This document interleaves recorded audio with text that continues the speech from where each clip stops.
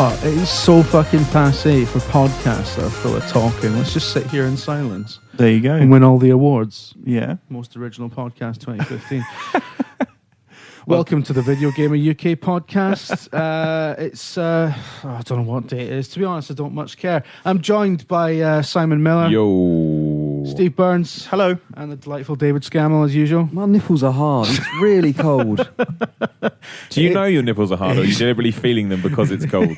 Well, I like to know which one it is. To be honest, mate, I think you're making them hard with what you're doing there. Well, no, but they are, though. People are going to be glad there's no visual component to this right now. There will be soon. Will there? You can see. Oh, Christ. You Yeah, can there see will. Dave playing with his nipples. In Yeah. real Oh, life. wow. We're I doing forgot our about first, that. You're in trouble, Dave. Big doing time. our first live podcast on Thursday at 1 p.m. Are we? Tune in or tune out. Wow. That's exciting, isn't Thursday it? at 1 p.m. Is it gonna That be is cameras? tomorrow for most people listening to this. So. Cameras? Oh, yeah. Yeah, the whole thing. Oh, yeah. Whole shebang, yeah. Wow. If you do touch your Whole nipples on shebang. camera, everyone's going to Probably see not it. going to be in here. It's probably going to sound a little bit different to what people are used to because we'll do it in the studio. I'll do it in the studio. And, yeah. Wow. It's just like a live stream, isn't it, really? Can we It's put... going to be billed as the Topless Scammell podcast. Ooh. Right. The hard nipples of Scammell live in Can we your put face. stuff on the green screen in the background? Yes, we can do that if you want. Can make it like a Mario level or Green Hill Zone. That'd be good. We can do all of these things, Dave. We can literally do whatever we want. That's amazing. I mean, it'll look terrible, but No, we it can won't. do it. Nah, it'd be fine, wouldn't it? It'd be funny. We haven't got ILM's budget really, so that's Ooh. there Cool, are my limits. boy, innit? There are limits. Right. That's Do you gaming know what? without Let's just limits. get into it because we haven't got much time. To Damn do. We've got right, lots this is of what I stuff like. to You do. take the fucking bull by the horns, you ride it, and you ride it hard. What? But yeah, no, seriously, we've got lots to fucking do today. Yeah, it's big So, day. Is it? It is a big day, yeah. And you will find out why soon enough. So yes, don't you- get crazy yes, about this you- podcast. yes, I found some Unless you're in Danny love with Wallace it. books in the Yes, you office will. earlier. That's a clue. It's not Danny Wallace. It's not Danny Wallace. Right, Burns. Hi. You've been playing the order, Everyone's been playing the order. evidently. I played it twice. I played it Come on twice. in the morning. Burns played it twice as well. In fact, Oh yeah, very much did. The second run through was collectively, the people in this room have played more of the order than everyone on the internet defending the order. See, I still keep seeing comments about this. Oh, I don't believe you could ever finish it in that sort of time that we've quoted. It's just right there. We did. Burns was on his individual in phone this pissing room. about. At one point, someone left my co-host of the stream left the room, Yeah. and then I left the room to go and get something. There's about 5 solid minutes of people just looking at a chair with a bear in it, You going, didn't tell me that. That's World-class "Good, entertainment. this is great." fucking hell, you kept that quiet. That's I know, mortifying. I 5 minutes of dead air. I did- Yeah, that's like the number one no-no. You've ruined Jim's day. I didn't come. And I didn't mine. go out to do a jobby. Jim, you went for shit. I went to go and get Yeah. you, Jim. Yeah. And you went, "No, I can't do it." Well, I was busy doing stuff. Yeah, of course Also, you were, mate. when I went for a jobby, I left you there. I didn't know. go. I didn't go. I'm going for a jobby. Come with me, Dave. I just sat there with Diddy I for left a while. Pishy there, and he seemed to really be dialing up the crowd. Actually, to be fair, Pishy can hold people. Exactly. for, Pishy's moustache is incredible, Yeah. by the way. That's the best thing that's come out of the order. Pishy's moustache. Pishy and Diddy have been fucking rocking it recently. Exactly. They're going to get GMAs. I Rise love and it. star. You know, when we're not here, I'd like to imagine them sitting there playing poker, chomping cigars. No, it's Exactly. like Toy Story. They, No, they yeah, come it alive. is exactly like Toy Story. Like, Or Ted. Dead. It's more like Ted. Like on Sunday night, you'll just like, oh, these fucking bellends will be back soon. Let's go to bed. Right, but yeah, the order. We've talked a lot about the order. We've said what we think of the order multiple times. Yeah. So I What want find- all this noise has made me want to play the order. Yeah. So I think that's the case yeah, for quite a few people. The negative press has actually done a really good job. Well, so, that's the thing. That's yeah. the thing. So I found it quite funny when there was a bit of Twitter beef recently when somebody said, "Why do the press hate games? This is not a 6 out of 10 game. Why do we give them advert money and stuff?" Oh, it's a Santa Monica guy, right? This is a Santa Monica guy, a guy who worked on PlayStation All Stars. What did he All say? right. I missed this. He said, Well, "Why Santa do we?" Monica helped with the development of the order. Yeah. But they also, this guy in particular worked on PlayStation All Stars, right? When I he don't said that Because he knows about shit games, like so. But when he said Taking a gulp of Ribena then. He said the games press don't know what they're talking about, basically. He basically said, well, that's true. This is not a 6 out of 10 game. Fucking is. But it doesn't make sense. There's not one solid review score system. It can be whatever. You can be a 1 out of 10 if you want it to be. Yeah, exactly. It's fucking arbitrary it was numbers. this idea that it also then suggesting that if the press give things bad scores, then we should stop doing business with them. So yeah, because that's it's all about ethics. That's ridiculous. I've seen it. Go on, Miller. Well, I'm just going to say, like, developers coming out and defending stuff negatively is ridiculous. You come out and say, look, we think we made a great game. If you don't think so, okay, but we're really proud of it, done and dusted. I don't understand all this it's like, oh, let's rile everybody up. It's like, there's no need. Like, you're never going to release something that is universally praised. So just be proud of what you've done, put out the product that you want, and then stand by. You don't have to go and then take shots at people. There's a few comments I've seen recently that are saying, press hate video games. Yeah, I've seen a lot of that. And that's one that I take I have a particular problem with, because I wouldn't be doing this job if I didn't love video games. Mm-hmm. I spend the vast majority of my free time playing video games because I want to play video games. Yeah. And yeah, I'm sure there are some people out there that do it as a job, maybe. Yeah. But to sort That's the same with all walks of life. No. And it's this sort of throwing everyone under the same umbrella type thing, just generalisation and throwing everyone in the same amazing because group. it's actually one of the few occupations where you do actually love what you do. I mean, Yeah, I love being mad at people. Yeah, exactly. The thing is, look, Just video games happen to be part of that. But like people get it. working in call centres aren't like, oh fuck, I love answering phones. I answer phones all the time when I'm in the house. They might. But everyone, I get it. If you work on a game, you're going to be upset if it gets lower scores than you want it to. Yeah, Yeah, but that's Right. fine. But then just have that conversation. You don't have to go on on this vitriolic tirade like this is terrible. There's a bigger problem in it. It's not your game. Just Well, I think wasn't it's just the received. perfect time for that to happen, isn't it? With the whole True. conversation last But year, that it only just feeds into that. That only adds to the problem. That only adds to Oh, this no, whole totally, thing where yeah. it's like, the focus is always on the wrong thing. The focus Yeah. should be on the game. Yeah. So you should come out and say, no, I actually don't agree with this because I think we've done X, Y, and Z. That's just my opinion. I worked on it or whatever. It's like, it's fine, but it's not. It's Yeah. always the problem is the person. You never look at the game anymore. It's always the shit around the game, which is ridiculous and nonsensical. And to be honest, in the grand scheme of things, people don't give a shit. They just want to play games. So just like give them a game to play, and then we can all chat about whether we like it or not. That is all that it needs to be. It doesn't need to get into this. I used to love a good console war back in the SNES and Mega Drive days. It was great, but the internet's made it really hostile now. Just because you were a child. And it's Dave. just, no, exactly. But it's a shame that there can't be that sort of playful fun. We're like, oh, my console's better than yours. Yeah, Rather it's than this true. horrible stuff that sort of twists it just beyond a little bit. Do you know what I mean? But these comments from people that are, we could say the same thing. We can go, well, you're ruining the developer side of things because you're not focusing on the right stuff. But it's like, it's pointless. Well, for so long it's been, the press overrate things and they should really score things, Yeah, but that's the and I thing, think isn't the it? order, like, I agree with your review. I don't think you were harsh on it at all, Steve. I think that was quite a fair review. I like the order in a lot of ways. And the idea that people are now going, people have rated the order too low, and Yeah, but the dicks. We've had it's interesting actually because I think we thought that that it was going to be scored a lot higher than it was, like industry wide. I thought it was going to be quite divisive. I Yeah. thought there'd be similar people. Yeah. I didn't expect the general. I sort of- thought there'd be a few nines and stuff like 'cause from big Yeah. players. Yeah, from idiots. But we were actually one of the more positive reviews because we were one of the few review. Although we gave it a 6, like in the text, we were like, this has got something. This has got a fantastic. Yeah. The world building's Also, amazing. I should point out, You know. 6 out of 10 is a good score. Yeah, It's a good score. It's not a bad It's score. 1 score above the average point, which means your game is above average. Yeah. Just want to point that out.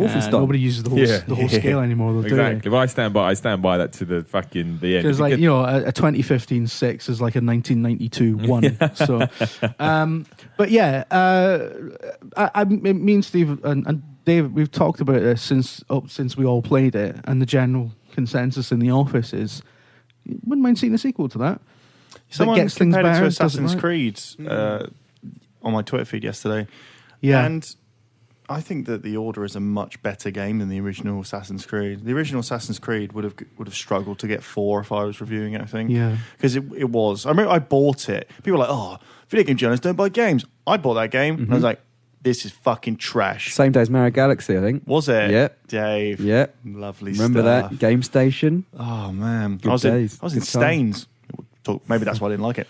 But the Order does have something. Radio Dawn, it's not like Radio Dawn are really bad. They've made some great games in They've the made past. some really good But they've always been sort of lower mid-budget type thing. And but have they ever made a game that is their original concept? Haven't they just taken other people's concepts? They've done handheld spin-offs, haven't they? Yeah, exactly. They've never actually. Daxter, was it? Yeah, this is their first. I think this is their first kind of. This is our. Yeah. But they got the best part. This is the thing is they got the original IP-ness.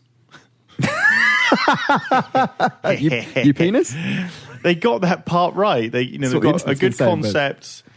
Yeah, all of the stuff that in terms of their production values, the music is really good. Mm-hmm. The looks really good. They don't feel like, some of that stuff, some of the aesthetics and the sound is like Kojima Productions level good. You know? Yeah. It's just the other stuff. And I actually think it's, when you think about Kojima being very self-indulgent, and he is in a lot of his games, in fact, most of them, then you look at it next to The Order, and they've got quite similar, production values, all of this, and you think that shows how good Kojima is at mixing, the elements of cinema and games. He doesn't get it right. Yeah. In fact, he doesn't really get it right a lot, but he gets it far better than The Order does. But The Order still has something, and strip out a lot of the storytelling, make it a bit more dynamic in The Order 2.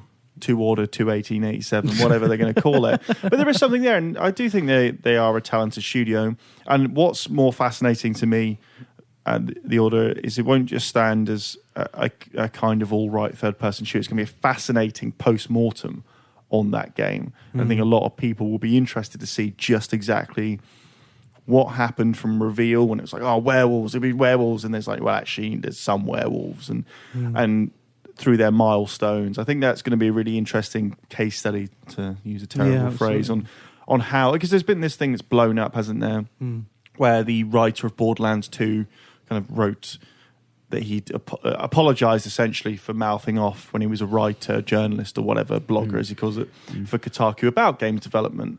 And he's like, no, I was in games development. I realised it is quite hard. It's like, we understand. Some of his points were quite good. I don't understand how you failed to realise that before you ended I think that if you're in that position. I think that's a good. I thought it was like a piece that a lot of people should read, but I did think that, like, if any of these were revelations to him as a games writer or as a games critic, then he couldn't have been a very good one. I don't know anything about the guy, to be fair. That is the only thing of his I've ever read. But like the idea that, making an NPC in a video game is actually quite a lengthy process that requires like various stages of modeling and animation and lots of planning, lots of time, and like that's not news to anyone. Yeah, like, and if it's news to you, you obviously haven't thought very much. Yeah, about and it, when he said, "Oh, and then it has to go into first person, you need to use a different model," like, yeah. But what he failed to mention, and this is maybe because the projects he's worked on maybe didn't have any of this, is that stuff that is bad in games isn't just down to stupidity. That's one of his points. Like, you can't just say they're stupid. Sometimes you can say that some of the decisions they make are incredibly stupid, and they're told on a daily basis that it is stupid. And they do it anyway for reasons mainly related to their own hubris. But in bigger studios, the problems that you have are to do with people, are to do with bureaucracy. And that would have been a more interesting spin on that, I think. I wanted to ask you about this, Burns, because obviously you have had a little bit of experience in this stuff, and you teased, well, you didn't tease, as so much said, about the Bad Company glitches. Yeah. I saw your tweet last night. Is there any stuff like that when they're aware of things that could go bad, or go back to what you were saying about decision making and things like that, and they've just stuck to it anyway? Is there anything we can talk about, or is that all sort of stuff that should stay in the past? Like, no, you can talk about those things. So I tweeted saying that the second point the guy made was really good. Just before you continue, this is the we're not editing this podcast at all. Just, that's fine. Just to remind you again. Well, I've already tweeted it, so and I've talked about it. Just to remind you again. I mean, that Patreon money can't all be spent on lawyers. So private eye, call him his up. Only some of it. But well, Burns has talked about this before. He worked in QA and all that stuff. I wrote a feature about it. If this guy's saying, this is the point that I thought was really quite good.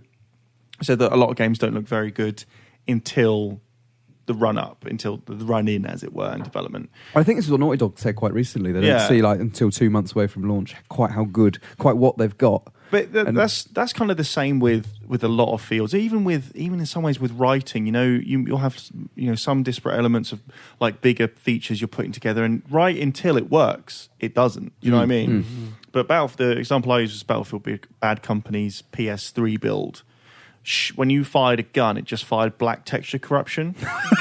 So much so that we were love that feature. Yeah, like, when's this game meant to be coming out? And that kind of thing swept through the test floor. People thinking, is this going to be fixed? Like, it's got to be fixed, because just when you fired a gun and it went blue, like a little portal of blackness, and you could move around the texture corruption, which was people started to try and draw pictures using it. You see, it was just something which probably shouldn't have been doing. But that sort of stuff happens all the time. But what's more interesting is the politics behind which features stay, which features go, who do you listen to. Some hubris, as I said, like EA were really bad for hubris. Yeah. Well, not all of EA, pretty much just Criterion's executive branch. Really, really bad. Like, I just tweeted saying about, Penny Arcade, when the Burnout Paradise demo came out, and like, why hasn't it got quick retry? And I tell you, I called because I was a senior tester at EA, and I called the person who worked with me, and I was like, have you seen what Penny Arcade had been saying? And he was like, no. So I sent him the link, and he was like, fucking yes. Because we've been saying it every day for months. Like, you can't have a racing game where to start an event you have to drive across the map. Then if you wreck in the first corner, you have to then drive back across the map. It's crazy. So it's people making decisions above that actively were like, no, we've got to keep it the way it is. But because they patched that in later. Well, exactly. And then we came in the next day, and it was when you come in in certain like workplaces and something's happened and everyone's a bit of a hush and people have to have a chat about we got to do this, like, in the war room they're like, well, why didn't anyone tell me about this? It's like, but we did every day. And there is a huge political element to any AA or AAA game where a lot of money is involved. So that's more interesting. Just saying, I didn't know that the character models took a long time to get done is fucking stupid, to be fair. It is honestly fucking But stupid. not knowing the fact that if you want to license a bit of music, say, if your game's called Burnout Paradise, and you just had the off-the-cuff idea that you can't have a game set in Paradise City without it opening to Paradise City because that sounds really cool, that you're going to have to pay Axl Rose a fuck ton of money, and that's going to be a whole thing. And you're not going to know Rose likes money as well. Like he likes having a lot of it. Yeah, and you're not going to know, in other projects how features are going to be. When you first start a game, you're not going to know if calling one of your maps something that's set in the Middle East is going to be offensive or not, and you might have to change that, or that you can't go prone in Battlefield Bad Company because apparently it's a legacy bug from old Battlefield games where you can clip through the scenery. So that's the reason why some of these things aren't in there. That's the fascinating thing, and that's why, and this is why I get his broader point about not saying, well, this is stupidity, because all of those things come together, and then there's the added pressure of you've got money, marketing, PR, you've got studio heads saying, well, where's the game? And sometimes if someone else is being a dick right down the chain, it affects it. See, the takeaway from it is that his point was not, let's stop criticizing games or anything, as some people appear to have taken it online. And it's you can't criticize a product because otherwise you're being really mean to the people who made it. It's not man, can we just touch on that for 1 second? Like, you cannot have this. If a creative or entertainment product is put out there, you cannot then say, you can't. Don't say that because the developers made the disconnect is huge. Like, it doesn't matter who made it. It doesn't matter. It's all about the product. People take the piss out of us all the time. Exactly. I got a comment for looking for subtitles in audio options the other day. Hey, utter buffoonery, I think was the quote. Utter buffoonery. Just want to find the subtitle. we got a form of anti-Semitism yesterday. Yeah, we did. So sometimes, you just have to. There has to be a disconnect between those two things. So anyone that thinks, because where does it end? Yeah. Where does it end? When do you just have to stop criticizing everything? The amount of times we've put up like a review that's maybe not 100% complimentary, and we've had someone in the comments complaining that we're somehow responsible for the fucking mortgages of the people who worked on the game. That's the thing. It's like it has nothing to do with that whatsoever. Like, we're not talking about life or death here. And I think I know it sounds a little bit over the top, but it's true. It's a video game that we are casting an opinion on. That is literally it. Is no. I don't give a shit if whoever. I don't care. I don't care if Sony made it. I don't care if Microsoft made it. I don't care if Nintendo made it. You just review the product we put in there, and there's no personal issues. That's the whole point. Just want to get that out there because I cannot stand it when people go, "You got to think about people making it." All right, 10. Everything gets 10. It's 10 because we don't want anyone to be sad. Everyone gets a 10 for but effort. they know, and this is the thing. This was the guy's last point, wasn't it? Yeah. And this is why I don't think that his overall thing was don't criticize games, as he was saying. Is that he was saying that they know what's wrong with the game because any big studio has, weekly or twice weekly confidence reports which go out. Now, again, there are problems with that, with bureaucracy. Say at EA, if you gave your confidence report anything less than 3 out of 5, I think they'd be like, "Well, you can't say it's that bad."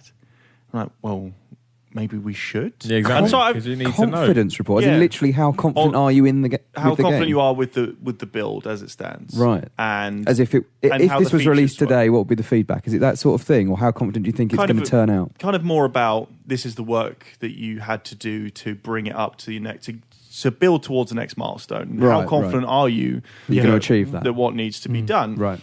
And so. They know, everyone knows, but maybe the guys at the very top who are still, grand visioning in their ivory towers don't, and trust me, I've met a few of them. But the people who are making it, they know. And so when the reviews come out, they'll probably be like, yeah. And so I get the, they're not idiots. Like anyone who has the capacity to make a game is not an idiot, but they can. That doesn't exempt them from making stupid mistakes, and it's fair to call them as long as they are actually stupid. The other thing as well is that when you're making something, you're looking at it from an inch away. You're looking at the brush strokes and stuff like that, and the people who you're making that for will just see it as a whole thing. Won't get won't and don't have to appreciate the intricacies of how you put it together, every decision you made along the way.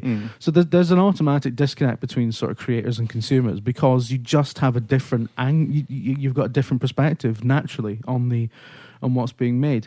The takeaway for me though, the guy writing this article, I can't remember his name. You should probably look it up. Anthony Birch, wasn't it? Is that his name? Is it? Yeah, it was on Kotaku. But he said that, that he quoted himself from much earlier writing where he said he described Assassin's Creed as a piece of shit and described everyone working on it as a piece of shit made by a bunch of idiots. That's not representative of games writing. Because, even the word, even the most damning review I've ever written, and I'll mention it all the time because I quite like writing it. But, even the most damning things that we write about video games, you don't say everyone made this as a fucking idiot because that's not a rational view. It's not a nuanced view. The product might be fucking stupid, but it's like Michael Bay. Michael Bay is one of the most talented fucking directors on the planet. The fact that he makes piss, is because it's not because he can't make films or that he's stupid. It's because he's making them for a certain market. Yeah, he knows his audience. To fuck. Yeah, exactly. And he can't say it doesn't work because every one of his films is Michael really Bay's so stupid. He's driving around a Ferrari California right now, firing a machine gun. It's like, please let him go. It's Michael Bay. It's like, when people say that Michael Bay's got no fucking directing talent, every film he makes a fucking $1 billion. I think he's got some talent. But this goes back to the point, that you were chatting about. I think off air, I can't remember if offer on now. Is that the negative people are always the loudest, but they're always usually the minority. But they'll shout and scream and they'll throw their toys out the pram. Whereas most people are just happy to take things, whatever. Talking of movies though, as well, you look at movie reviews, they're far more sort of varied in scale. Well, that's the wrong way of saying it, but you know what I mean? They're often far more scathing than games reviews. Movie reviews will go to the director and say he has fucked this up. Like he's bad, poor vision or poor, editing, whatever, and they will point the finger. And great films will sit on 75 Metacritic or something like that. Whereas, if you've got a 79 rated game, that's a bad game in a lot of people's eyes. So someone said that you were the Mark Kermode of games the other day. what shit hair, That's terrible ridiculous. opinions. I like Commode. I read his book. I love actually. Commode. I think Speaking it's of fucking Commode and Simon and Mayo. reviews, I read Commode's book, Hatchet Job. Yeah. And a lot of it's applied because it's mainly concerned with, despite the title, technological advance, the role of the critic, and it's quite a good read as well. If you're into video games criticism, and I remember reading it thinking, a lot of this kind of applies as well. But yeah, am I Commode? Do I love The Exorcist? Is Kane Lynch 2 my The Exorcist? If I just keep on going on about Kane Kane Lynch Lynch 2 2, is your Exorcist. will I get on Channel 4 presenting exactly. a documentary about... The other Exactly. thing as That's well, not that though. far away as it might be, but In the era we live in, everyone's a game critic. Everyone's a game critic. Like you can tweet 140 characters. I think this game is shit. And you have critiqued a game. Yeah.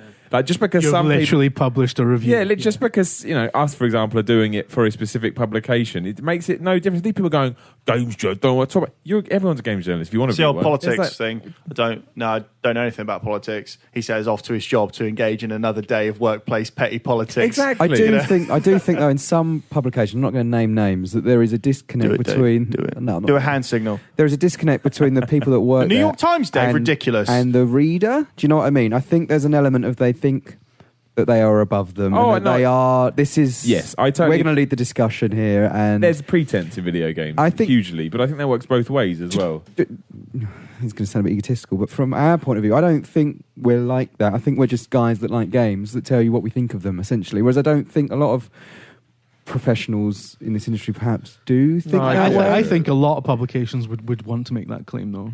I think with us it's true, but I think but it's like boy bands, isn't it? Every fucking boy band of the 90s did a press thing where they were like, we're just a bunch of guys who like hanging about with each other, But I think the difference they is all that- fucking said that. Every single fucking one. Yeah. I think we're more eager.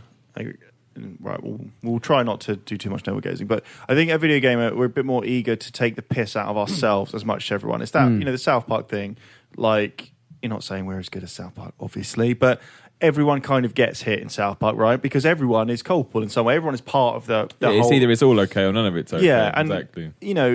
I say I hate game journalists all the time. I hate some of them. I don't hate all of them. There But are. it doesn't matter. Let's names, do hand let's say signals. you hate everything and everyone in every game. Who gives a fuck?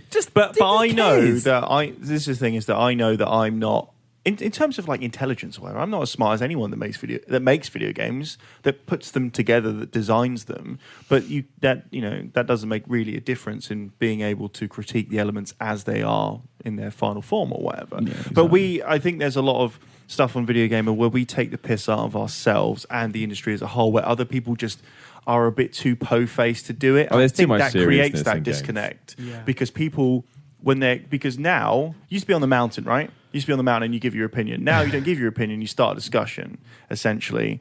But some people, when they're asked about it, they just won't engage. We have to, as long as you're not getting called out, we engage with people, we talk to them. If we're wrong or if we think we've been a bit stupid, there's been times when we've been wrong and we've been like, no, actually we have been wrong. Or maybe we've taken a joke a bit too far. Even then, even when you come out, the best bit was you say, this is our opinion. You go, you fucking don't know what you're talking about. So you come out and say, you know what, we're right, we didn't know what you're talking about. Oh, you should never go back on what you said. This is the point. These Last of Us, people, right? Last of Us. these people are unpleasable, and it's just There is an element of unpleasable. I mean, we'll kill the navel gaze and stuff in a second, but I fucking highly amused the other day when you did that top 5 graphical showcases video. It was like, it's a classic fucking Miller trolls everyone video, and ends with a spinning sad and face. people were upset on a certain gaming forum that Miller's opinion was not consistent with a review that was written by someone who no longer works here 5 years ago. And someone even said, someone pointed this out, and the next post was, a bit of consistency is too much to ask, apparently. Oh, yeah, it is, But actually. you know what? Even if I had written it 2 days ago, if I want to change my damn mind, I'm changing my damn mind. It ain't the fucking Constitution. Yeah. It's You're never going to change your mind on Wolfenstein, though, Miller, are you? Fuck Wolfenstein. You hear me? People that like it, fuck that piece of shit video game. You Wow. Feel the rage inside of you building up. Also, on the topic of this last thing to say about the order, on the topic of the order and scores, and so we should probably talk about the GIF. Now, I thought of the idea of the score GIF. Oh, sorry, yes. Yeah. When I was watching Geordie Shore. So that's probably the best thing to ever come out of anyone associated with Geordie Shore. But, the thinking behind it was, people thought it's unprofessional. Those guys have worked really hard, and you make it look like, if you've not seen it, it's a picture of Galahad in portrait, and then it looks like a 9 and it rotates into a 6. Then his moustache, which has been missing, comes down like the deal with it thing. The glasses pop on, and with the old Spider-Man PlayStation font, it says deal with it. Now, at first glance, a lot of people took that to mean that we were giving Ready at Dawn the fuck off, that we were like, haha, your game you thought was going to be really good, now it's the thing. It's not that at all. That is a piss take of literally everyone associated. That's the developer, for the moustaches and everything, but mainly that was the forums of it's going to make a bomber incoming, or it's going to get and then it changes. It was funny to see people on NeoGAF going, if I was Sony, I'd be really pissed off. And I was thinking, it's a dig at you. It's not a dig at Sony. Exactly. But anyway, even if it is a dig at Sony, it's just a bit of fun. Do you know what I mean? It's just a bit of fun. If you're going to take things that serious, then you've got to rethink a lot. There was that music review years ago. I've said this before to you guys. Music review where the review was just a gif of a monkey pissing into his own mouth. That was it. There was no text. Well, there might have been a paragraph or whatever, but the review of that Yes album that was just called No. It Yeah, just said no. Yeah, that's the best one. But right. My original second opinion on your order review was just going to say see above. Yeah, but that's the thing. I think people confuse humour with unprofessionalism sometimes, just because that's what they're used to, right? It goes back to what we were saying about certain publications, Po-Faced, etc., etc. They're used to this level of what they deem professionalism, sort of straight-laced. Yeah. We're going to, dry stuff essentially. I still don't even know what that means. Unfortunately, that kind of coverage is going to slowly die, frankly, because you can't. In the world that we now live in, it's as much about personality as it is about the criticism. But it's not just. It is about personality, but it's not just about our particular brand of personalities. It's about not pretending to be the be-all and end-all. And people often bring up Roger Ebert and say, Ebert was the best, the critic of his time and all of this. And say, but Roger Ebert changed his fucking mind a lot. And he had an ongoing conversation. And what he did was he took his rethinks, or when he saw a film again with a few years in between, and he used that as a kind of stepping off point to chat with his audience via his reviews. And his review of Apocalypse Now Redux almost changed the way completely I thought about the movie. But he'd also had, so it came out in 1979, the original, and that one came, and Redux was like, early 2000s? So he'd had a lot of time to think about it, and things changed, and the world had changed, and he was like, actually, my review of this wasn't wrong, but I've changed my mind on it. And so that whole consistency thing, what does that mean? And don't get me wrong, I think there's a place for serious, sort of in-depth analysis type reviews. Yeah, definitely. I mean, I love Digital Foundry, and that's one of the driest thing you could ever read. But Ryvita. I think there's equally a place where you can have a bit of where you can have a bit of fun and lighten up. And I don't think there's anything wrong with us trying to do that. But that's the thing. This is the point as well. Is that if you're happy to accept that there is this very serious, very professional. I don't like the word professional. That's not true. But very serious. Ryvita coverage, as we say, that is cool, but you have to accept there has to be the other side of the coin as well, because if everyone's doing the same, why not just have one mother website that we all go to and all feed off its teat? Well, I think that's what's happening in the industry, isn't it? We see people closing up. Right, we need to cut this off now. We've been going on about this for half an hour. Fucking back on the bull again. There we go. Dave, high pressure podcast. Dave, hello. You've been playing Captain Toad. I have, Jim. Is it any good? It is quite good. Captain Toad feels like a very Dave Scammell game. Tell us more. Does it? Yeah. I'd have said it wouldn't feel like a Dave Scammell game at all. Well, an isometric puzzle game doesn't sound like a Dave Scammell game. No, it is very good. And I'm going to get a lot of flack because it's probably about the same length as the order is, but you are playing it throughout the entire time that you're playing Captain Toad. I'm so pumped for Captain Toad. I haven't played it yet. I love it though. Yeah, I haven't finished it, but I hear it's about 6.5 hours long, whatever. Yeah. But that's irrelevant. That's fine. What is it? Is it a puzzle platformer or? It's not really a platformer. It's more I guess there is platform elements to a degree. But no, it's an isometric puzzle game. We have to spin the world around. You know what? 6 hours sounds long enough for that kind of thing. Yeah. You know, some things would outstay their welcome if they were fucking 200 hours long. I don't know. I'd take 200 hours of Captain Toad. It almost reminds me Captain of Toad's wonderful. the way that it's set up is almost like Hitman Go, right? Yeah, That very kind much of, so. Yeah.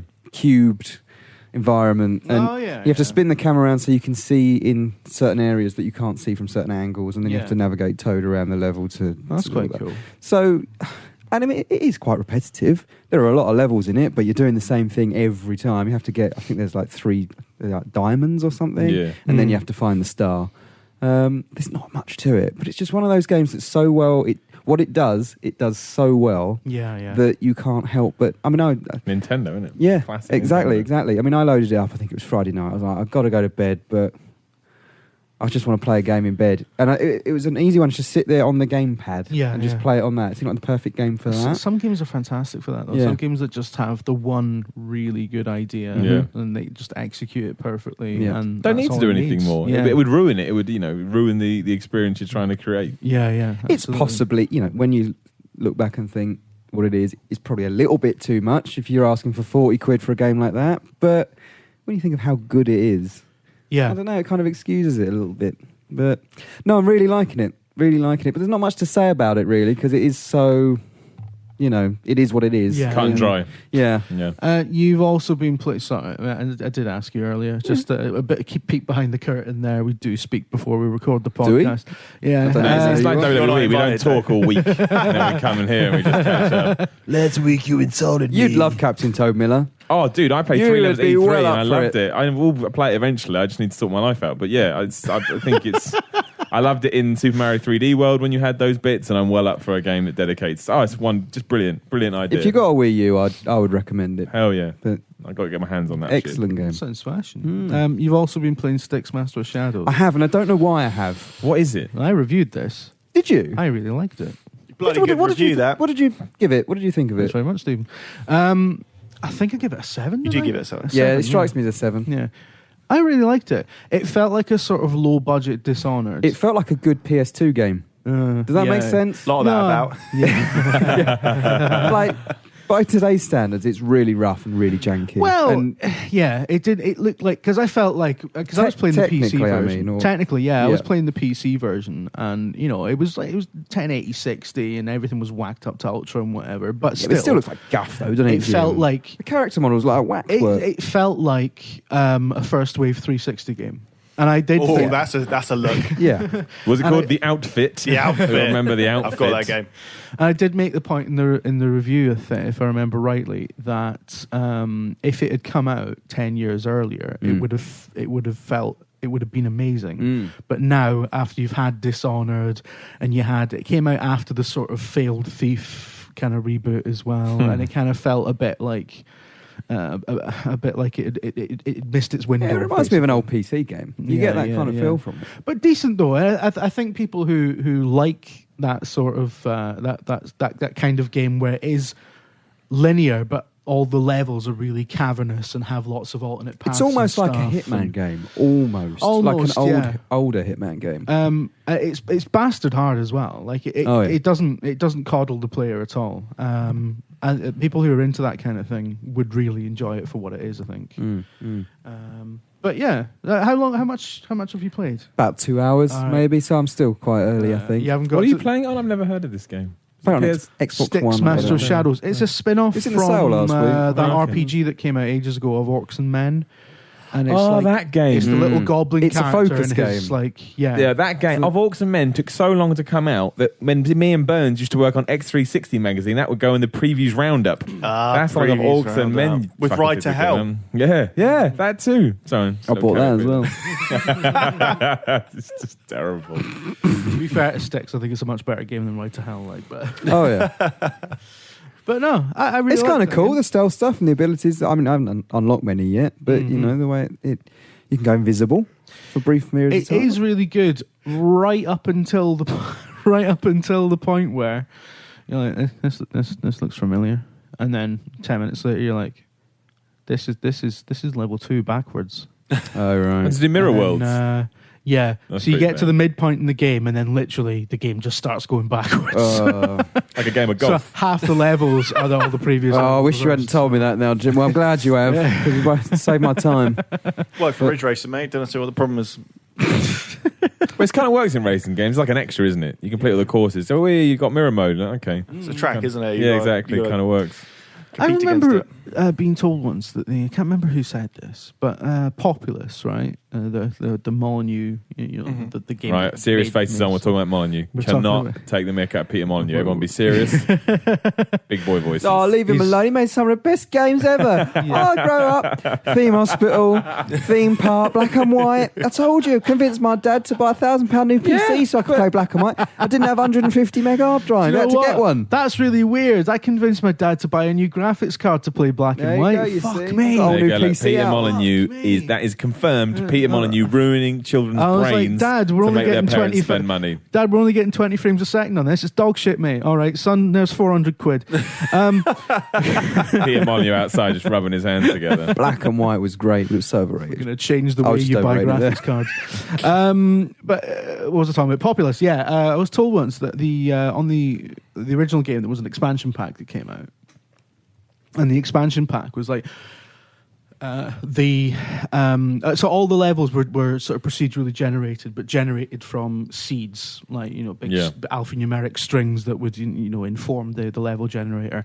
The expansion pack was just the original seeds for the original levels reversed. That's Whoa. they did That's that. pretty bad. It generated some new shit, and they were like, "It's an expansion pack." There you go. So what? Is it new? Yep. It's like you can run this podcast backwards. There you go. More podcast Hear all the content. subliminal messages. It's fucking brilliant. It's brilliant. Anyway, Dave, you, like Miller, have also been playing Rogue Legacy. Yeah, I haven't played too much, though. I finished it now. Yeah? Well, I finished the first run of it. Yeah. Did it take you a long time? It took me 18 hours and 50 minutes. Wow. You talked If you had told me I would have put 18 hours and 50 minutes into fucking Rogue Legacy, I would have killed you. Just out of principle. I feel but I like- think it's brilliant. It's a Simon Miller 9 out of 10. Really? Oh, yeah. Wow. Wonderful game. Better than Smash it. Wolfenstein Did anyone Converge. here review? Did Brett review it for us? Was it Brett? No idea. Somebody reviewed I it. don't pay much attention to what Brett does. Yes, you do. Yes, you Right. do. Hold on. Can we just take a couple of seconds to explain what Brett's wearing today? He's wearing it looks like a Weird. goalkeeper jersey. You know how like 90s goalkeeper jerseys had different The weird like puff bits in it. yeah, The hexagonal yellow. puffs. on the arms, and then it's like purple. It's got like some weird geometric patterns in it, and then on the front, just in kind of like varsity lettering, it just says the Cuckoo's Nest. I don't know what the fuck that means, and maybe I'm exposing myself as as an old man here. But he walks in this morning. I just thought, get the fuck out. He just, You didn't just think it. what does that even fucking mean? It looks like he's wearing a duvet. It does look a bit like that. Has it got "one flew over" written on the back? Or? No, it's got nothing written on the back. All right, There's okay. just You shipped it up. it's just words. He hates that. That little phrase for when you mess things up. You bred it up. You fipped it. You fipped it. Yeah. You fibbed it. But no, Rogue Legacy, I think is, because it made all its development money back in like an hour or something, and I think it's well worthy All of right. it. Where are you up to, Dave? Couldn't tell you. Isn't it all the same? Sort of Well, go in that's the true. castle and...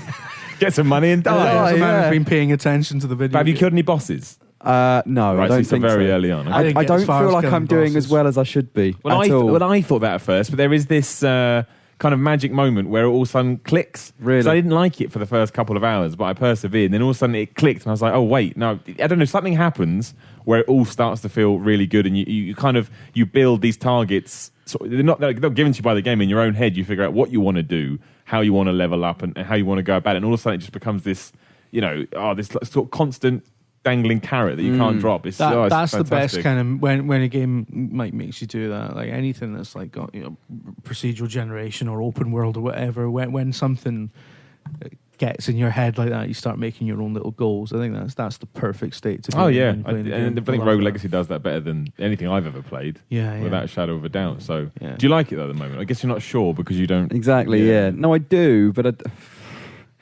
I don't know. I really don't know what to think of it at the moment. I It's get an it. odd one. Yeah, no, that makes sense. But so many of my children have died. Yeah, I'm very you upset. do get attached to Sometimes- certain bloodlines. What a sentence as well. Imagine Especially the one that swears. Yeah, imagine I get loads someone of them. someone was drifting out of the podcast and then they came in just at that moment. What? All my children are dead. My children are But dead. that's another, Why does it take your money every time you go back in?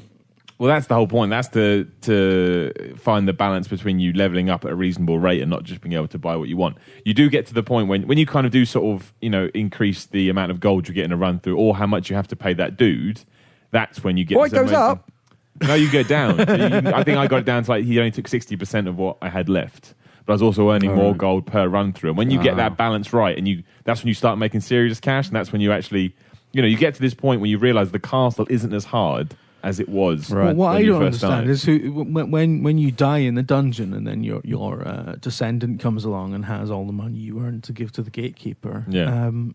Who's That's that thing that Burns goes on about. Who's collecting Ludo narrative stuff. Yeah. Who's collecting the money off the corpse? Yeah. Like, Me and PlayStation Access, big chats about it. I mean, are HSBC going in there with fucking cartel backup to? Oh man, HSBC bossing it these days. So good. I didn't really worry about that when I was playing it. Not going to lie. I can't just let that one slide. No, think. Because it was a side-scrolling Next platformer. time, think about it, and you'll be like, "This is bullshit."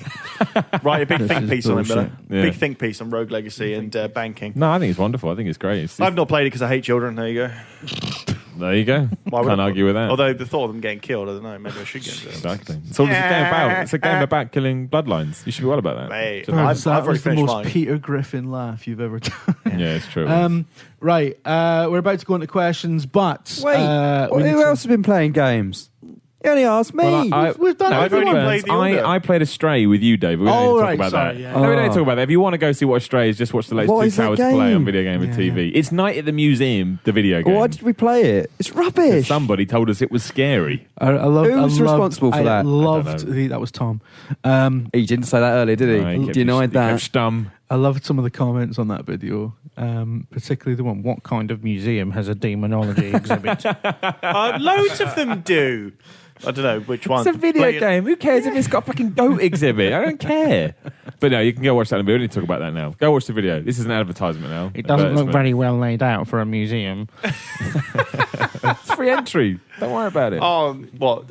Imagine them watching The Shining. This doesn't make sense. I don't think Dave and Simon were very scared. Well, that's the best review of that game you can have. We You were in the can't beginning. We were freaked out a bit, But only even over the throughout- idea that we were going to get but I scared. watched yeah. that last night and I was like, they're freaking themselves out. Exactly. Yeah. But This has still, nothing to do with the game. It still counts. My It still favourite counts. bit of that video was when you, Simon, went, why do they have to have the fucking lights off in all these games? Why, Yeah. Why can't I just be why lights can't this on? horror game be well lit? Yeah, I stand by that statement. Look, you make a well-lit horror game that's still scary, and you have changed the game. What's that The one? Shining. What's that The one? Shining's fucking terrifying. It's not a video game. Yeah, I know, but in terms of atmosphere, Yeah, it can be I done. was going to say, what about that fucking that Danny Boyle film about the sun? Sunshine. That was quite fucking well lit. So But- anyway.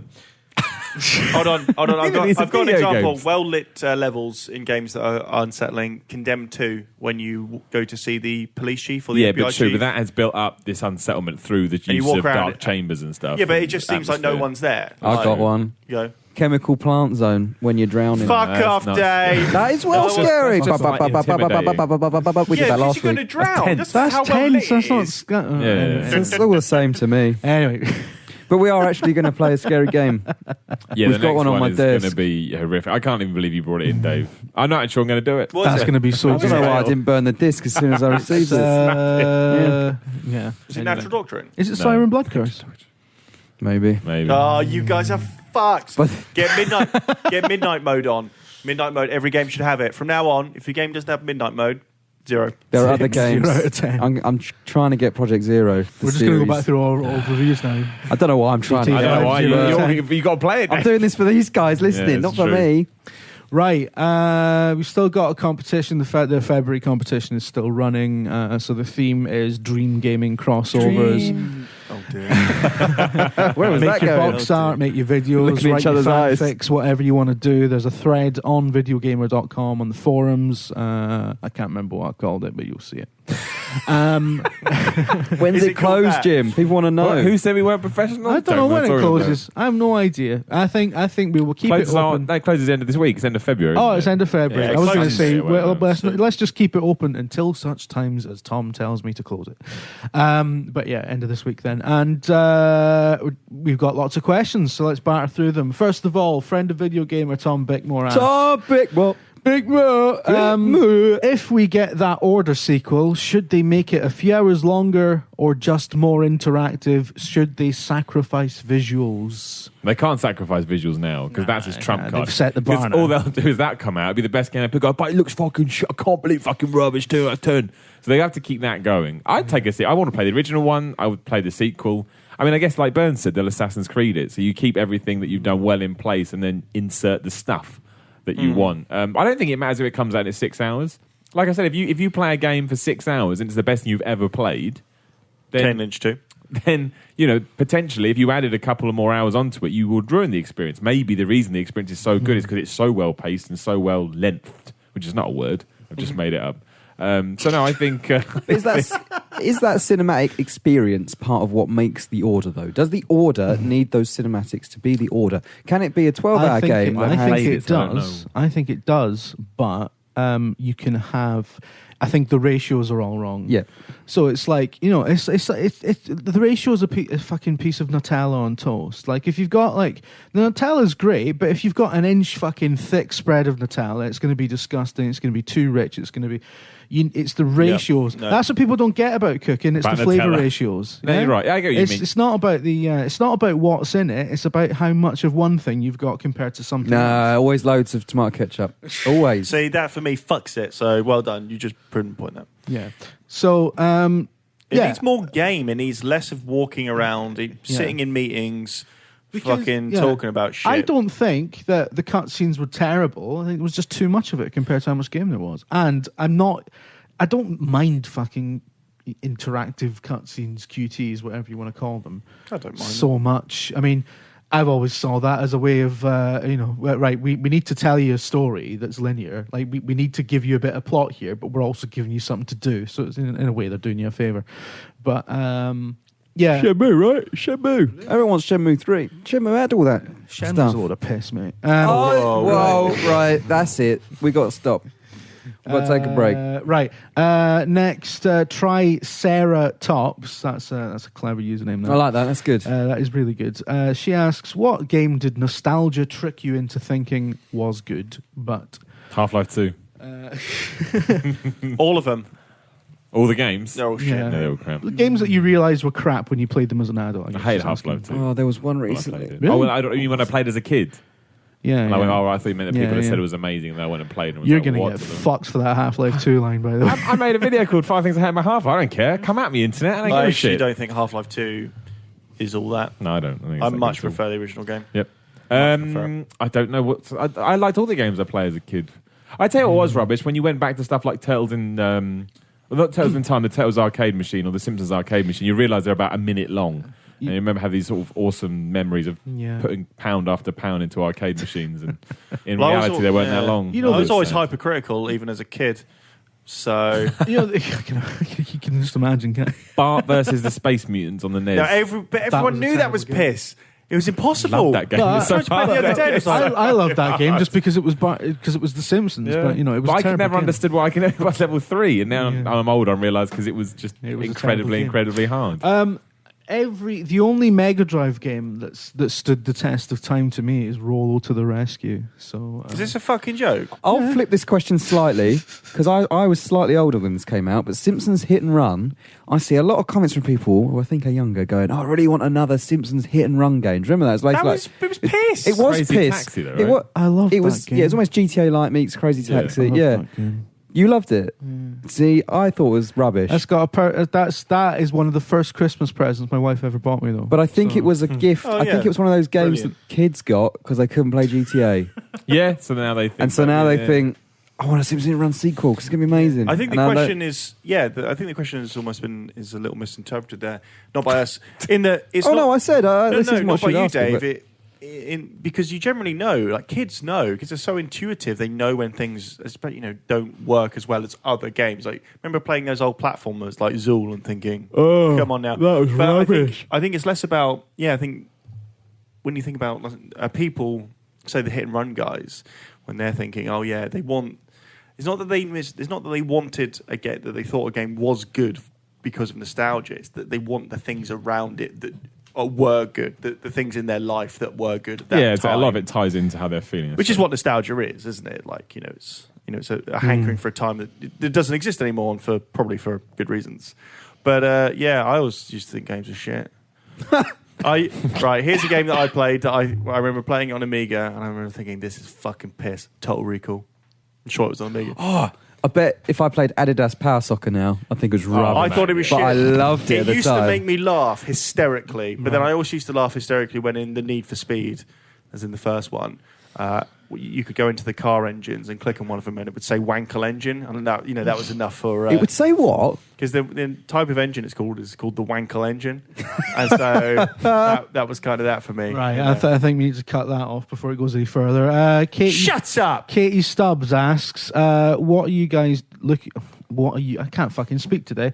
What are you guys looking forward to seeing at Bethesda's E3 conference? Fallout 4. 4, innit? Fallout 4. Wolfenstein: The New Order 2. You reckon? No, I don't want to see that shit. There'll be a new Wolfenstein. No, but you think that'll be there? Yeah, probably. I thought you said Wolfenstein and The Order 2. Then. I was like, what? That. Wolfenstein: The Newer Order. But if they don't announce two massive games, either Doom 4 and... Doom 4 well, they'll show Doom. It's going to be Doom 4 and Fallout 4. If they don't do that one and they're having their own conference, then they Dishonored deserve 2 to have shit. The thrown only at them. reason Bethesda are going to do their first fucking keynote speech at E3 ever is because they've got fucking massive things to announce. Exactly. And the only massive things they've got to announce on that list is either going to be a new Elder Scrolls or a new Fallout. They can't do Elder new Scrolls Fallout. because it's too much now. You Yeah, need a break from Elder Scrolls. Yeah, they fucked Elder Scrolls. And you've never so- seen Prey 2. You never see. I saw the debut unveiling of Prey 2, and everyone sat there and went, "Oh, it looks so fucking good." And I went, "No, it doesn't. It's fucking shit." And I called it that it would die on its ass, and it did. Prey 2 was bollocks. Rogue Warrior 2, baby. Yeah, I'll take that. Honestly, in Burns Dreamland, we're sitting there, as we always do at these things, you and I, Miller, laughing away at how ridiculous they are when everyone's going, "Ah!" clapping like seals, and we're laughing our fucking tits off. And then, bang, they're like, "Okay, guys." So they've revealed Doom. Mickey Rourke comes out. And then, so go fuck. And then that's the end of it. Rogue Warrior 2 coming fall 2015. Do you want- I just go, yeah. Do you want an amazing quick story about Mickey Rourke that does Yes. contain wrestling, but I keep it 100%. very, very short? So Mickey Rourke was, when he did the Wrestler movie, Yeah. and then they got him in to do the WrestleMania the following year when he was meant to fight Chris Jericho. Okay. And they said, probably best you don't get in a match because you're up for the Oscar, and it probably, but you can go there and stuff. It's true, because wrestling is looked at like carny folk. So they did a bit with, just to try and promote the event with Chris Jericho and Mickey Rourke on Larry King Live. And Mickey Rourke genuinely believed that Chris Jericho wanted to kick his ass. You can look it up now. Just type that into YouTube and you can watch it. And Mickey Rourke was so scared that he was going to turn up to WrestleMania where, wrestlers do their thing and get beaten up by Chris Jericho that he got some MMA fighters to come along with him just in case he got jumped. So that sums up Mickey Rourke's state of mind. He's not Mickey the Rourke. most confident or sane of people. Anyway, Good lad, moving on. Good lad, Mickey Rourke. Thanks for that, Katie. Jenny Ann M asks, imagine it's 1999.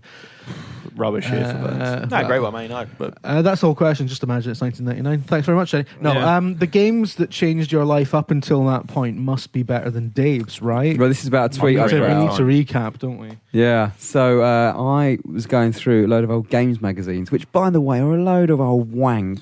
Old magazines are rubbish. no, hold on. Golden Era CVG still is objectively good. I tell you, Official Nintendo magazine at one point was really But funny. you go back to that question Arcade. about what games did you play as a kid that you loved and now you think are rubbish. Games magazines, that's what it is. Games magazines are rubbish. Arcade magazine I used to love because it was a bit. It was always tweeny. Like, you know, Oh, you know yeah. how tweens love like stuff that makes them feel a little bit older, but anyone above that age thinks, "What the fuck is this?" If you got a problem- Arcade was that. If you've got a problem with I games love it. journalism now, go and read these magazines. Yeah, 'cause- VideoGamer in the back of whatever mag it was. Oh, yeah. and it was just a picture of someone from not much has changed. A picture of someone from Dead or Alive, and it's like, What was the strap? I don't know, but essentially 90% of games magazines in the 90s were about women's boobs, and then some of it tangentially was about video games. rubbish. Anyway, in one of these magazines Direct I was ratio. flicking through from 1999, it was Dreamcast magazine. It's a competition. I think you had to put it like some awards thing. Top 10 games that have changed your life. Number 5, Sega Bass Fishing. I was like, why? But Why? didn't Have I? people love Sega Bass fishing? Well, apparently I did. Well, yeah, but didn't People like loved that's Sega not Bass like- Yeah, but number 5 game that changed your life, Miller. How did Sega Bass Fishing change my life? Because it made you realise you want to be a fisherman. What was the Do number you know one, what, Dave? though? I Now think the fish. list is Dave, what was fundamentally it? What was flawed. at number 8? Num- FIFA 2000 on PC. But I do remember playing the Sol Campbell on the cover. I do remember playing that, sitting there, parents' PC, yeah, keyboard. Oh, man. Amazing. I do Number think 1 was that Sonic the, Adventure. That's piss. The list So, is yeah. fundamentally flawed because if you can think of 10 games that have actually think about the phrase changed your life, that's a pretty fucking sad existence, isn't it? Well, I don't know. Games in general probably changed my life because here I am today talking about video games. Yeah. games but, didn't change but not my life. fucking 10 of them. Anyway. So do they I want... can think of like pivotal moments in my gaming life, which would be, it does it have to be pre-1999? Yeah. Well, Ocarina of Time's only one pre-1999, really. Probably Super Mario That wasn't even on Brothers my list. World. Can you believe that? It's unbelievable. It's unbelievable, just for the record. But yeah, one of the Mario games as well. Like moments that I remember, vividly because of the video game. But I don't think everyone ever came along when I was like, my gosh, my life has changed. I can do It's 3. Frontier Three Elite easy. 2 for me. Yeah? want And then 3? because I can't have Morrowind, I'll put Daggerfall. Ocarina of Time, Super Mario World, and probably Link to the Past as well. 2 Zelda games. Resident Evil, Metal Gear Solid, and so ISIS Pro 98. Maybe, I'm not sure. Good game, that. ISIS, Classic game. burn. ISIS That was Pro a good game. Evolution. Depending on the year it came out, may pop in there. If I could change that list Right. now, I would. Totally would. That list was No, piss. it's much funny like this. Nah, that list was rubbish. It was I did catch the dreadful. biggest fish, though. Damn, Yeah. Sega Bass you Fishing. Did you have In your the pants. thing? I did. I had a little reel yet. I won a load of Dreamcast controllers because of that. Right. Amazing. Sake. Last probably why it's couple, on the list. Malcolm Barsclap. Barsclap. Sorry, Malcolm. Jim. We've just insulted your name in the non-edited version of the Video Gamer podcast. Barsclap isn't his name. What if it is Jim? You guys know what the Bars is, right? No. It's basically the perineum, the space between the balls and the arse, the Bars. Oh, okay.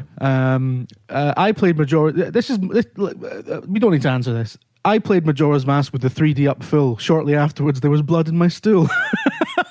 Yeah, this man's not taking this podcast seriously. There we go. That's not a question. Joe, That's a statement. got a Joe Fast asks, can I have a hug? No. Die by the Gourd asks, we need to quick fire them because we spent too long doing this fucking podcast. We've got other things to do. But it's fun, Jim. Die by the Gourd asks, how many Daves would it take to kill Miller? 7. Quite a few. Andrew Fairburn asks, what are the ramifications of Sackboy being over 100 years old? He's a Don't cock.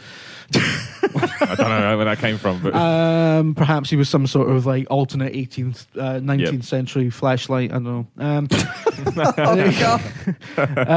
Sean Daniels asks, could Galahad be a vampire? No reflections in the order, you see. No, that's just shite. That's technology. And lastly, Andy M, aka at Wrongheaded. I followed Andy M on Twitter for years. He's a massive cunt. What's the best short game you've ever played? Kane Lynch 2. He actually says brackets Kane and Lynch 2 for me. There So we go. Found what's a a wee short buddy game there. then? Like what? Sonic 2. A darts night on iOS. Yeah. Portal. There we go. Right. Bye.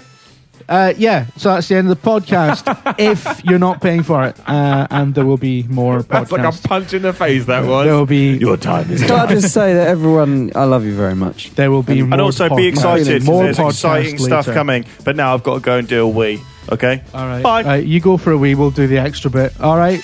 Bye. Bye.